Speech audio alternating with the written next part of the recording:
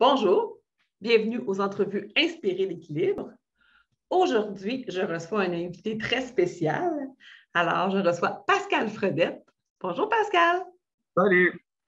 Alors, je dis que tu es un invité très spécial parce que tu es mon amoureux et que tu es le cofondateur, l'idéateur d'EffetPH. Alors, j'aimerais ça que tu te présentes. C'est qui Pascal Fredette et d'où est venue l'idée de cofonder EffetPH? Bien sûr. Ben, tout d'abord, comme tu l'as mentionné, Pascal Fredette, mon background est un petit peu plus du côté marketing et produits et entreprises privées. En fait, j'ai fait mes études, tout ce qui était en marketing et aussi en commerce électronique. J'ai gradué justement en 2010. Et depuis 2009-2010, je travaille dans le jeu vidéo. Donc, tant au niveau marketing, où j'étais du côté de la production. Donc, je suis toujours vrai dans cette industrie-là depuis déjà plus de 10 ans. Ça passe vite, mon Dieu. Mais c'est ce qui m'a toujours passionné. Depuis que j'ai 6 ans, je voulais faire des jeux vidéo. Je disais à mes parents, quand j'ai eu ma première console, ah, je veux faire des jeux. Donc, c'est un petit peu mon point de départ. Au fil du temps,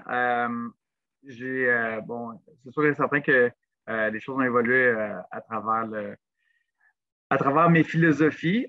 Donc, quand j'étais à l'université, c'était pour rapport à ce qui m'intéressait, surtout ce qui m'intéressait, c'était la croissance, c'était de voir les entreprises croître, c'est de voir un peu le modèle purement capitaliste où est-ce que c'était de générer le plus de revenus possible. Et au fil des années, donc depuis déjà, en fait, autour de quand j'ai rencontré Hélène, ça a été un moment qui a été un moment assez important dans ma vie.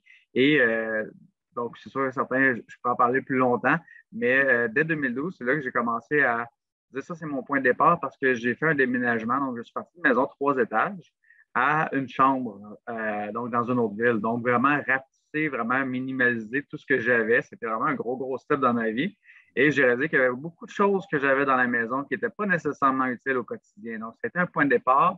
Et je dirais de façon un peu euh, sans que je m'en rende compte réellement. Donc, je parlais, à cette époque-là, je ne parlais pas de désencombrement, je ne parlais pas de minimalisme. Ce n'est pas des choses qui me parlaient, mais c'était la réalité que j'avais vécue.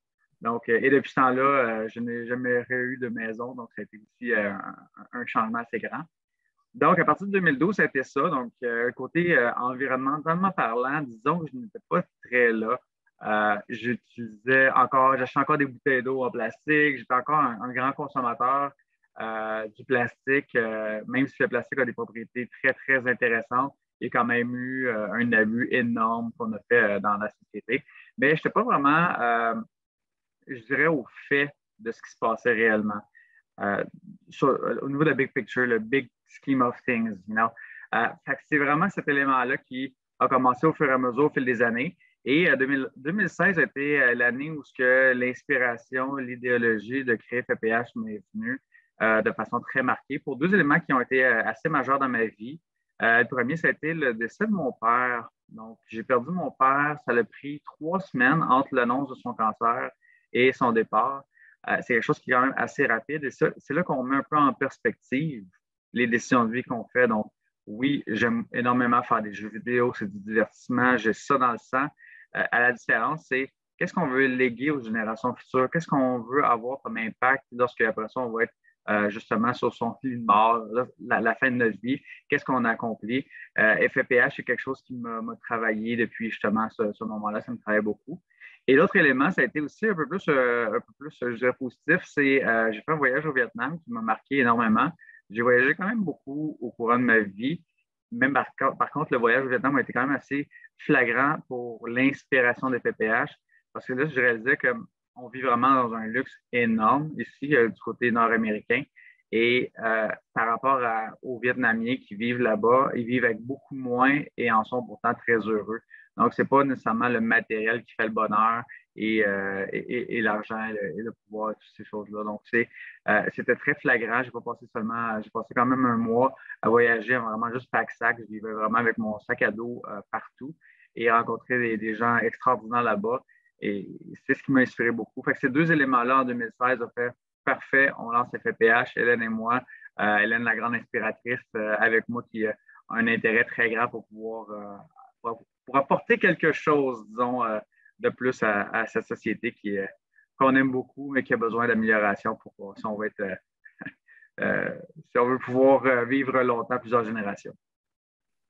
C'est quoi qui a été, parce que tu nous parlais de ce qui t'a apporté à avoir plus de conscience environnementale, à vouloir plus vivre minimaliste. C'est quoi tu as trouvé le plus difficile dans cette transformation-là? Le plus difficile, c'est de se dire, je veux tout changer, mais que ce n'est pas réaliste de vouloir tout changer du jour au lendemain. D'accepter qu'aujourd'hui, je prends encore un plastique pour cet item-là. Aujourd'hui, je fais encore ça. Aujourd'hui, et non pas de se sentir mal de le faire. Donc, c'est pour ça un peu l'inspiration de l'équilibre qui est importante, où est-ce que si on change tout, finalement, on ne va rien changer, on va revenir au statu quo 3 semaines après. Donc, de se dire, on prend du recul, j'ai accompli ça, puis après un an, de se dire, hey, finalement, j'ai tout fait ça.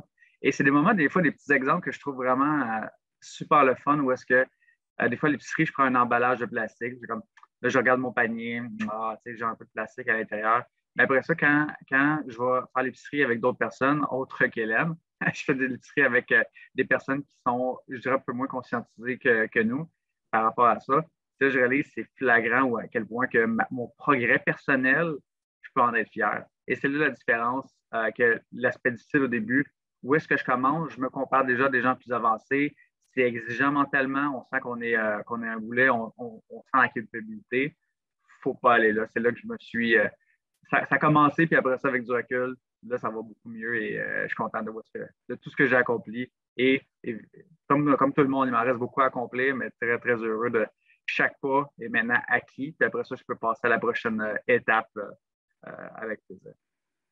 D'ailleurs, ce serait quoi ta prochaine étape selon toi? C'est quoi la chose que tu dis, j'aimerais ça être capable de faire?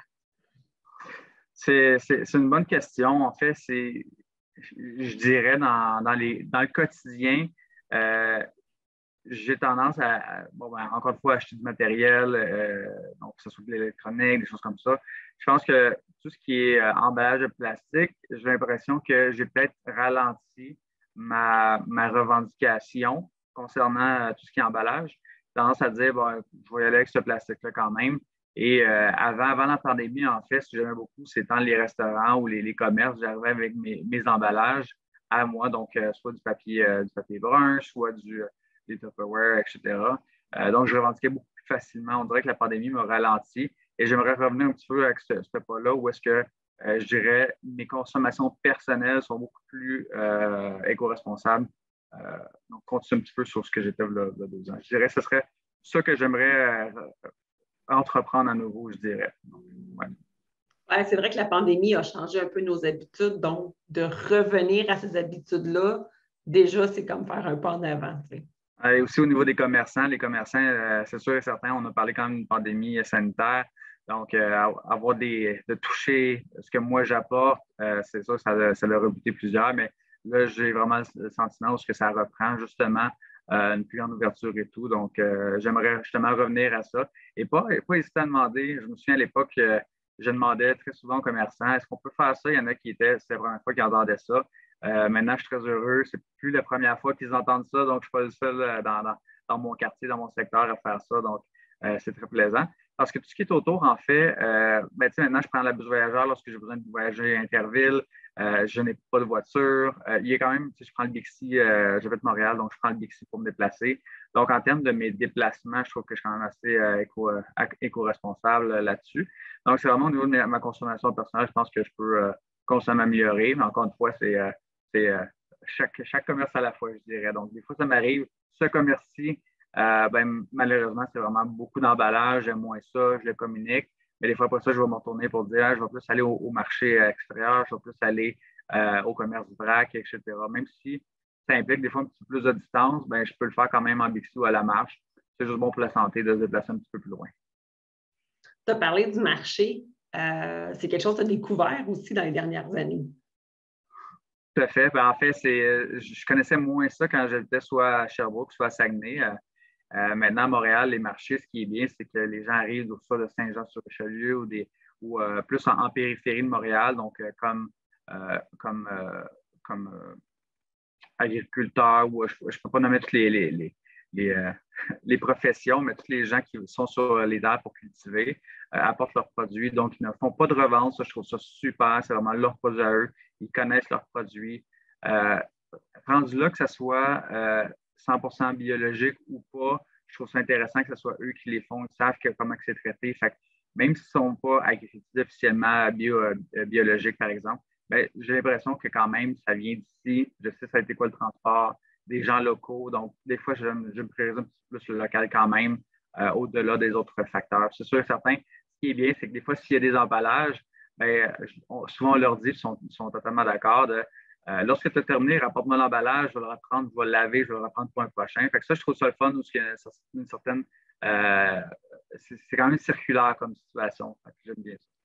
La proximité avec l'agriculteur, avec le maraîcher, est vraiment tripante. Oui, exact.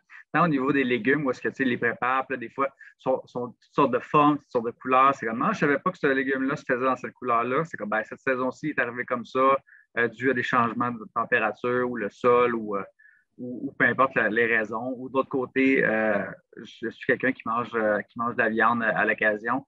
Et ben, cette viande-là, OK, c'est pas en achetant à l'épicerie, donc on ne sait pas d'où elle provient. Des fois, ça arrive du Canada, c'est quand même bien, mais parfois, on n'a aucune idée d'où elle provient. Est-ce qu'elle a été travaillée ou pas, ou peu importe. Ben, quand c'est acheté d'un boucher, c'est le boucher, lui, le reçoit. Il dit, j'aime bien interagir avec des petits bouchers locaux. Bon, j'ai reçu mon bœuf de telle ville, de Cookshare ou quoi que ce soit. Donc, du point A, donc du point de départ, jusqu'à sur sa table de coupe, c'est lui qui les prépare. Et j'aime l'approche que c'est pas, ben aujourd'hui, je vais manger encore une bavette, je vais manger encore un steak X. C'est bon, mais aujourd'hui, qu'est-ce qui reste comme viande de l'animal? Donc, j'ai le sentiment non seulement de découvrir des éléments, des nouveaux produits, mais aussi de ne pas juste consommer les mêmes choses comme tout le monde. Et donc, après ça, qu'il y ait des pertes sur les viandes, sur les aliments que les gens consomment moins. Donc, tant qu'à moi, c'est un des éléments d'ailleurs du Vietnam, c'est qu'il n'y avait absolument aucune perte, que ce soit c'est beaucoup plus poussé qu'ici, donc tant au niveau des os, des cartilages, peu importe, il n'y a absolument aucune perte. Ben, j'aime un peu cette philosophie-là où que ce soit même des os, des cartilages, on fait les bouillons avec ça, ou le moins de pertes possible. Donc, c'est ce que j'aime beaucoup aussi. Et non pas, OK, avec le bœuf, on consomme 40 puis l'autre 60 se ramasse soit en viande hachée, soit en déchets. C'est ce que j'aime moi comme approche. Donc, j'aime beaucoup tout ce qui est local, entre autres pour ça, effectivement. La proximité des marchands, comme tu dis également. C'est quoi le plus grand avantage que tu as vu à faire cette transformation-là? Bien, ça m'a permis de prendre le temps aussi. C'est peut-être pas le plus grand, peut-être en parlant, ça va peut-être évoluer un peu, mais souvent l'épicerie ou la consommation, c'est surtout sur la spontanéité. Donc, quand on rentre dans un Best Buy, quand on rentre dans une épicerie, c'est comme, ça c'est intéressant. Même si j'ai étudié, même si j'ai travaillé dans le marketing, souvent une belle publicité, c'est comme, ça a l'air bon ce produit-là, ça a l'air cool, ça a l'air correspondre à ce que j'aimerais comme produit, il est bien placé et tout, donc c'est facile de le prendre. Quand on va vers du vrac, bien là, on sait exactement qu'est-ce qu'on achète et c'est plus calculé dans le sens que si j'y vais avec 4 pots, je regarde, OK, je veux avoir, OK, j'ai besoin de dattes, j'ai besoin de farine, j'ai besoin de céréales. Je pars avec mes 3 pots. Je sais que j'achète les 3 pots de ça. Rien n'empêche que j'achète une barre de chocolat de plus ou j'achète différents petits produits autour, mais il n'y a pas d'ajout d'un emballage où ça va être un 300 grammes enveloppé dans quelque chose avec 50 petits produits à l'intérieur. Donc, ça permet justement de ralentir, de choisir les bons éléments avant d'y aller, donc la préparation. Et aussi, étant donné que je suis quelqu'un qui est intolérant au lactose, maintenant, j'ai tous les ingrédients. Quand c'est vrac, c'est généralement beaucoup moins d'ingrédients que ce qui est emballé. Donc, disons que ça me facilite ça de dire, bon, les céréales, je regarde sur le pot, il y a tout le temps tous les ingrédients facilement, mais il y en a comme 2, 3, 4, habituellement, c'est très, très simple. Donc, ça retourne un petit peu à la base et ça permet, je cuisine un petit peu plus dernièrement, pas autant que toi, mais je cuisine un petit peu plus qu'avant également. Ben, d'ailleurs, c'est ça, tu parlais que tu as plus de temps, puis que c'est ça, ça permet que tu cuisines plus, mais tu as plus le goût aussi de cuisiner parce que tu as le temps, tu as l'espace, tu as toute la. Tu n'es pas encombré de choses, tu sais. Exact. Mais ça me permet de le préparer parce que j'achète les ingrédients de base et non pas déjà usinés. Lorsque j'achète, mettons, une pizza emballée, ben, la pizza, c'est on met au four, on la mange.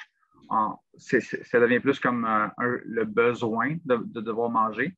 Et tandis que là, à l'épicerie, si j'achète, mettons, ma base de pizza, puis après ça, je la prépare moi-même, je sais quel aliment que je mets dessus, je sais que c'est, mettons, les poivrons frais, les champignons du marché, je sais qu'est-ce que je vais mettre dessus.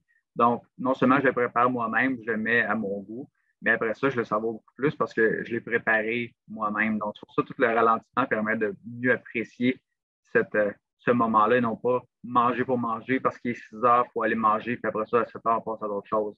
Ça devient qu'à être un moment de la journée et non pas une obligation. Tu disais tantôt que tu vivais dans une maison 3 étages et que là, maintenant, tu vis dans beaucoup plus petit. C'est quoi pour toi qui est comme encore là le plus grand avantage d'avoir rapetissé? Il y en a plusieurs avantages. Donc, passer d'une maison 3 étages à un 3,5, actuellement, c'est dans un 3,5. J'aime énormément ça. Ben, de un, c'est sûr, le ménage beaucoup plus rapide. Donc, on ne se le cachera pas, une maison de 3 étages, quand on se met à devoir faire le ménage, c'est quelque chose de très grand. Mais je dirais que le plus grand avantage, c'est plus on a de l'espace, plus on encombre cet espace-là. Je pense que c'est naturel parce qu'on se dit, ben, de toute façon, j'ai la place pour ça, je peux le placer là. Un meuble de plus, je vais le garder pour un ami. Dans un 3,5, je n'ai pas cette place-là. Quand un ami me dit ou quand moi je me dis je veux garder cette thème-là, ben généralement, ça veut dire qu'il faut que je le remplace par quelque chose d'autre. Ça veut dire qu'il faut que je sorte quelque chose d'autre. Donc, est-ce que mon nouvel item que je veux garder est plus important que l'item que j'ai gardé avant? Donc, c'est toujours dans un principe d'échange, on appelle un trade-off, ou est-ce que ça vaut vraiment la peine? Et si je me dis oui, effectivement, je vais le garder, ça veut dire l'ancien, je suis dû pour m'en débarrasser. Fait que c'est ce que j'aime aussi au niveau de la rotation. Donc, il y a des choses que je garde que je vais garder pendant encore longtemps. Donc, ça me laisse moins de place pour moins de facilité à garder les nouvelles choses à l'intérieur. Fait que ça, j'aime beaucoup. Ça m'évite de m'encombrer parce que je me souviens, dans la maison de 3 étages, c'était le sous-sol, c'était des boîtes. Des boîtes de toutes sortes, tant les souvenirs d'enfance, tant les décorations de Noël, tant des vêtements que je ne porterai jamais de toute façon, dans toutes sortes de boîtes. Je pense qu'on a tous passé par là ou probablement qu'il y en a encore beaucoup qui ont ces boîtes-là. En fait, c'est lourd à un moment donné. Je me souviens de toutes ces boîtes-là. Je me disais, il faut que je commence à faire les ménages à un moment donné et on en ouvrait une. Fait comme, là, on se pose des questions. C'est comme, si je m'en débarrasse là, je ne reverrai plus jamais. Par où est-ce que je commence? Et c'est difficile parce que tant qu'on a gardé, on se dit, ben, c'est quoi le premier point de départ? Est-ce que je suis sûr est-ce que je suis certain de le faire? Et maintenant, le fait de le faire régulièrement, ben, il y a beaucoup moins cette peur-là parce qu'on l'a déjà fait. C'est quelque chose qui est régulier dans le mode de vie. Et donc, de dire, ben, écoute, dans le pire des cas, si j'en ai besoin à nouveau, je le rachèterai. Mais ça va arriver quoi? Une fois sur 100, peut-être que j'ai réellement besoin d'un item que j'ai vendu ou que je me suis débarrassé il y a plusieurs années. Mais dans le cas des vêtements, c'est pas quelque chose que un coup je m'en débarrasse. Ben, si c'est une chemise que j'ai besoin, je vais me racheter une chemise au besoin. L'électronique, ça évolue de toute façon. Il y a peu de choses qu'on doit vraiment garder à long terme. Tu sais, décoration de Noël, des choses comme ça, je peux comprendre dans la mesure où c'est à chaque année on les remet. Mais est-ce qu'on a besoin de toutes ces décorations de Noël-là? Est-ce qu'on les met tous à chaque fois? Si on les met toutes, c'est une chose. Si souvent dans la boîte, on regarde, moi, à l'époque, c'était ça. J'avais, je pense, deux boîtes de décoration de Noël, puis il y en a juste une qu'on mettait. Bien, l'autre boîte, finalement, j'aurais pu m'en départir plus rapidement. Donc, c'est un peu cette réflexion-là. Donc, du 3 étages à 3,5, maintenant, j'ai plus grand-chose que je me sers plus sur une base régulière. Je pense que c'est ça qui est mon plus grand avantage. Puis le fait que tu es parti d'un 3 étages à une chambre, ben ça t'a forcé à le faire. Ça a été extrême. Ça a été extrême parce que dans une chambre, pensez à votre chambre, c'est une chambre, la moitié de la chambre que vous pensez. C'est un lit simple avec un petit bureau et un placard. Donc, je vivais là-dedans. Donc, quand je suis arrivé à Saguenay, c'était ma voiture était avec moi. J'avais mon sac à moi dans la voiture. Tout le reste, je l'ai laissé derrière. Et donc, on se dit, bon, ben, je vis avec 10-20 morceaux de vêtements. J'ai mon ordinateur et c'est tout. Donc, c'était vraiment, bon, la cuisine était fournie. C'est vraiment une chambre, principe de chambre parce qu'on a des heures communes. Et donc, bon, ben, l'essentiel, c'est qu'on va se partager le reste. Mon essentiel, qu'est-ce qui est réellement essentiel? ça m'a mis vraiment dans un mode de minimaliste complètement. Donc, vu que ça a été drastique, ça m'a permis de le voir. Progressivement, peut-être que ça aurait été plus difficile, ça m'aurait pris plus d'années, le fait que ça a été très drastique. Mais j'aime cet environnement-là, c'est pas pour rien que quand je voyage, c'est le mode pack-sac. J'aime sauter d'un opposé à l'autre comme ça pour dire ah, j'ai le goût d'essayer quelque chose de complètement différent pour voir si j'aime ça ou pas. Souvent, je vais faire ce genre de saut-là pour vraiment tester au complet parce que souvent, si on y va juste un élément à la fois, on ne voit pas nécessairement le changement et on se dit ben, ça n'a rien changé finalement. Fait que souvent, on va d'un extrême, on regarde, on essaye. Ah, OK, j'aime ça, un peu ce que les gens font avec du saut en parachute, des choses comme ça, ils vont à l'extrême. Est-ce que j'aime ça? Ah, finalement, je ne le ferai plus jamais de ma vie. Ben, ils l'ont essayé. Ben, c'est un peu ce principe-là, parce que j'ai essayé je voulais essayer la chambre. Finalement, j'ai aimé ça malgré tout. Et c'est depuis ce temps-là, je fais comme non, j'ai plus le goût de retourner vers la grande maison, assurément. Alors, en terminant, tantôt on a parlé, c'est quoi ton prochaine étape pour toi? C'est quoi ton prochaine étape que tu veux, que tu rêves pour l'ensemble de la société? Ben, je dirais vraiment juste de prendre conscience, j'espère vraiment de tout cœur que dans l'ensemble, les gens prennent conscience à quel point on a une situation critique et que chaque élément, pas chaque élément, mais chaque situation a une possibilité d'être améliorée tant au niveau de l'éco-responsabilité puis de la responsabilité collective, je dirais. Parce que souvent, on a tendance à pointer du doigt un peu à l'extérieur de nous-mêmes et de se dire, ben, c'est les grosses corporations, c'est les pays en Asie, c'est X, Y, Z. Souvent, c'est plus facile de dire ça que soi-même. Puis effectivement, dans la réalité, de se dire, ben, aujourd'hui, je n'achèterai pas un sac de plastique pour cet élément-là unique, ne fera pas de différence. Mais plus après ça que chacun, on le fait au quotidien, c'est la différence que ça devient qu'être c'est le principe de offre et demande. Moins de gens achètent de plastique, plus dans le fond, le modèle capitaliste, plus ces personnes-là, plus les dirigeants vont faire et les ventes diminuent, ils aiment le vrac, allons vers le vrac, offrons plus de possibilités de vrac. C'est souvent notre pouvoir de parole collectif qui va apporter, des différences, des modifications, des améliorations. Et je trouve ça faux de dire c'est la faute justement des fabricants parce qu'ils emballent dans le plastique. Mais souvent, c'est parce que les gens, de manière générale, aiment le plastique parce que c'est sécuritaire, parce que c'est facilement transportable, parce qu'on va au travers, contrairement, mettons, du carton, parce que c'est sanitairement parlant propre. Tous les facteurs sont là, c'est résistant à l'eau, etc. Donc, si on le fait soi-même, après ça, on inspire les gens autour, nos amis, notre famille. Ah ouais, finalement, c'est pas si pire d'acheter du vrac. Ah, je ne connaissais pas ce marché-là. Et c'est de même qu'on devient qu'à notre pouvoir d'achat collectif fait la différence. Fait que j'espère vraiment de tout cœur.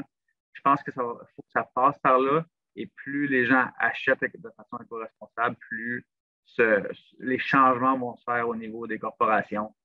Ça, c'est mon souhait. Merci beaucoup, Pascal. Plaisir. C'était vraiment super le fun. Alors, merci pour la création d'Effet PH et merci de participer comme ça à cette entrevue afin qu'on puisse en savoir davantage sur toi. Merci de faire rayonner cette vision-là où on l'a tous les deux, on la partage au quotidien, on l'échange souvent. Je trouve ça extraordinaire de devoir aller à travers les gens qui nous écrivent, qui commentent, qui assistent à tes conférences. Les gens sont passionnés, ils deviennent eux aussi des vecteurs qui rayonnent un peu cette philosophie-là. Pour moi, quand j'entends des gens me dire comme par rapport à la compétition, ces choses-là, ben, finalement, on a une planète. Il ne faut pas être en compétition, il faut qu'on travaille tous en même temps. Pour moi, dès qu'on me parle de compétition, c'est comme non. Le but premier, c'est que tous on soit inspirés. En théorie, l'entreprise, j'aimerais qu'elle n'ait pas besoin d'exister pour qu'on puisse apporter tout ça. Dans la réalité, c'est que je pense qu'on est là pour guider les gens. Et moi, le premier, je me suis fait guider initialement justement dans cette démarche-là par des gens qui s'y connaissaient plus, dont toi. Et c'est ce que je me dis, si je me suis fait inspirer, on peut très bien inspirer d'autres personnes et faire ce multiplicateur d'informations-là. Tout à fait. Encore merci. Merci, Hélène. Bye. Bye bye.